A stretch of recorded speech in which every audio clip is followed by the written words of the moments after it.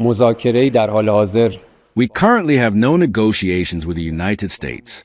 The negotiations we are having, which may sometimes be interpreted differently, are the negotiations we have with Oman, focus on creating the necessary arrangements regarding the Strait of Hormuz. What currently exists cannot be called a ceasefire. The fact that the atmosphere has been calmer over the past few days is a result of the prudence of the armed forces of the Islamic Republic of Iran, who are always vigilant. Certainly, any action taken through the United States will definitely be met with our reciprocal and decisive response, as you have witnessed over the past 2-3 weeks.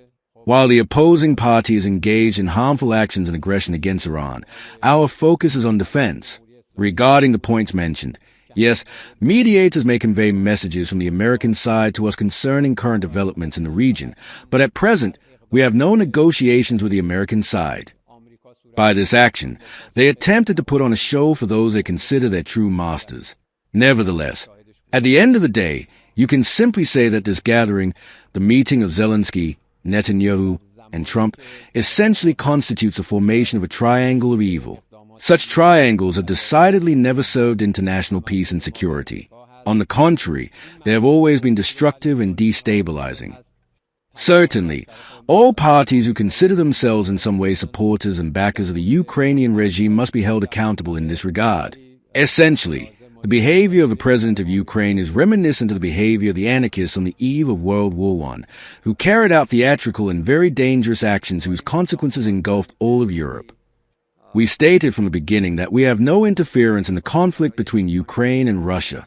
This action by Ukraine was both an absolutely illegal and unjustified act contrary to the UN Charter, and a dangerous adventure that will certainly not go unanswered by us.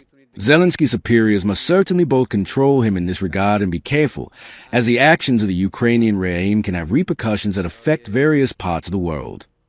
Bulgaria's decision-makers must be held accountable for this unjustified and dangerous decision, which could practically reduce their country to the level of an accomplice and collaborator of the United States and the Zionist regime in a military aggression against Iran.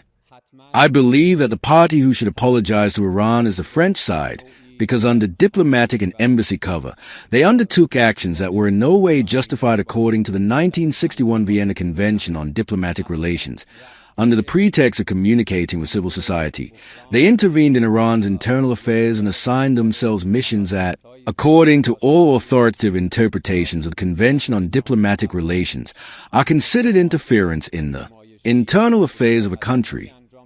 We did not expect the new British government to act more rationally than the previous one. Unfortunately, we saw that it practically followed the same path, perhaps even worse.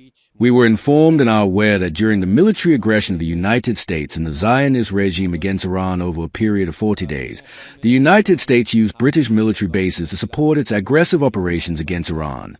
This action, by any standard we consider, standards that Britain and other European countries actually claim to uphold, is contrary to the principles of international law, violates Article 2, Paragraph 4 of the Charter, and is in no way acceptable.